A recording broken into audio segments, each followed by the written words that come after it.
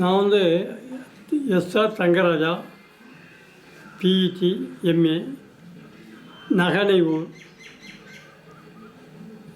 1988-89 கல்வியாண்டில் சாய்புரம் போப்ஸ் மெமோரியல் பள்ளிக்கூடத்துக்கு என்ன ட்ரான்ஸ்ஃபர் செய்திருக்காங்க.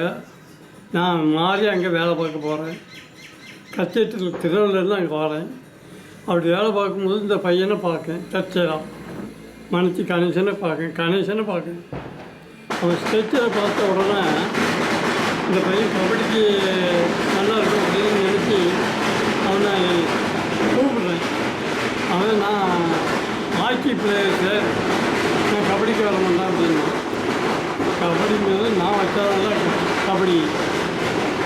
நான் எடுக்கிறதுனா எப்படி ஹாக்கிக்கு போவா, ஹாக்கி கேமுக்கு இல்லைன்னு ஆக்கிடுவேன்னே. நீ கிரவுண்டுக்கு வா 4:30 அப்படின்னேன். 4:30 வந்தான். சில அட்வைஸ் பண்ணினேன். அவனுடைய ஸ்ட்ரெச்சரை பார்த்து இப்படி செய்யணும்னு அட்வைஸ் பண்ணும்போது ஆனால் நல்லா ஒபே பண்ணான். அவன் ஒபே பண்ணதுனால எனக்கு கொஞ்சம் ஈஸியாக இருந்தது. நல்ல கேரக்டர் உள்ள பையன், மரியாதை உள்ள பையன். முதல்ல நாங்கள் விளையாடும்போது டிஸ்ட்ரிக்ட் லெவலில் ஜெயித்தோம். டிஸ்ட்ரிக்ட் லெவலில் மனசி கணேசன் வச்சு ஜெயித்து திருப்பி அவன் பள்ளி படிப்பு முடிச்சுட்டு வெளியே வந்தான். வெளியே வரும்போது பள்ளி படிப்பு படிச்சுக்கிட்டு இருக்கும்போதே 11th மதுரையில் ஜூனியர் செலெக்ஷன் ஒன்று நடந்து, அந்த ஜூனியர் செலெக்ஷனுக்கு கூப்பிட்டு போயிருந்தேன். செலக்ட் ஆகிட்டான். தமிழ்நாட்டில் 4வது பையனை தேர்ந்தெடுத்தாங்க. பட் ஆனால் என்ன நடந்துச்சோ தபால் வரும்னாங்க, தபால் வரலை. அதனால் விட்டுட்டோம். அதுக்கு பிறகு அவனுக்கு அட்வைஸ் பண்ணி அவன் முடித்து வெளியே வந்தான். ஓப்பன் டோர்னமெண்ட் விளையாடுறதுக்காக அவனை நிறைய டீமுக்கு அவனுக்கு ரெக்கமெண்ட் பண்ணி விளையாட வச்சேன். அதில் ஓப்பன் டோர்னமெண்ட் நிறைய ஆடினான். நம்ம வீட்டுக்கு அடிக்கடி வருவான் போவான்.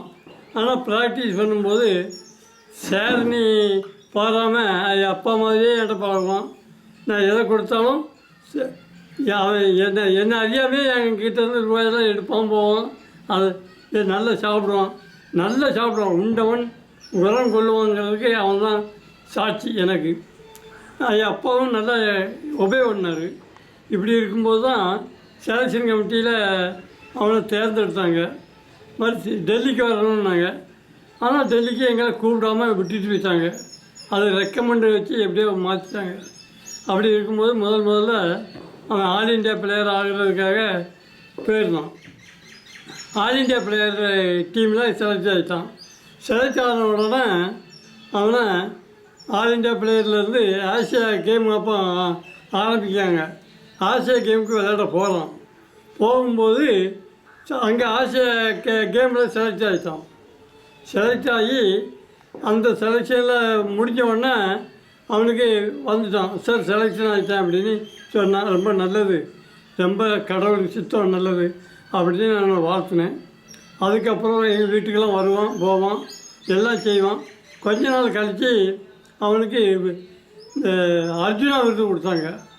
அர்ஜுனா விருது கொடுக்கும்போதும் என்கிட்ட வந்து சொன்னான், ரொம்ப வாழ்த்துக்கிறேன்னு ஒன்று நல்லா இரு அப்படின்னு.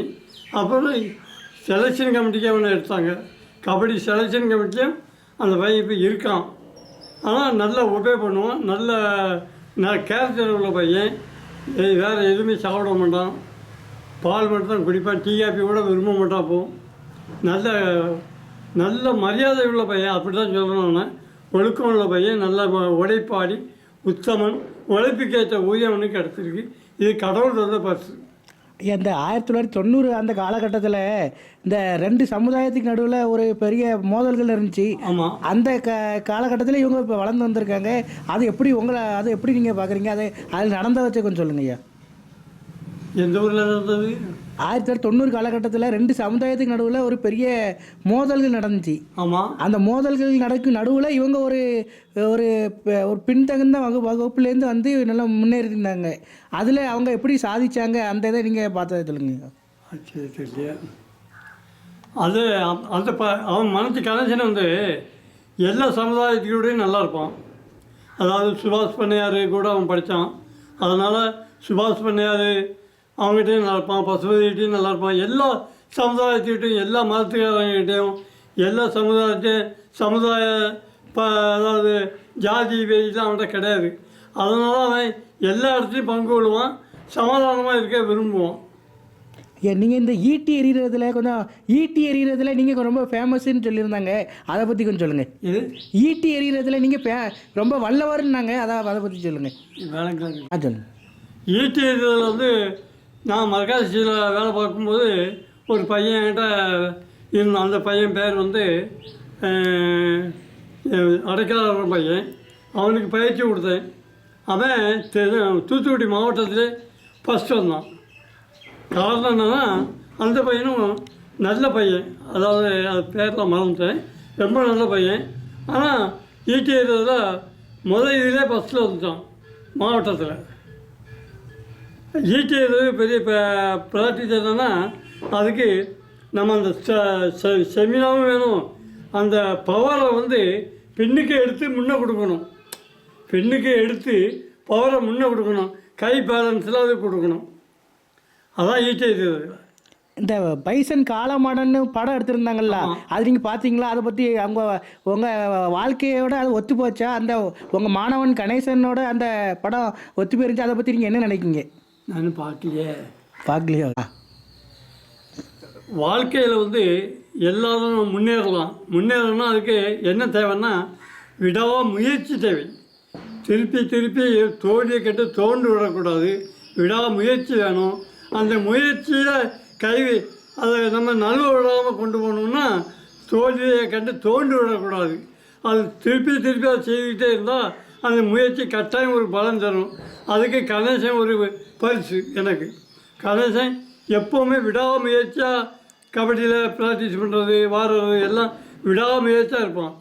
எந்த பையங்களை எடுத்தாலுமே நம்ம கொடுக்குற முயற்சி வந்து பயிற்சி வந்து முயற்சியாக மாறணும்.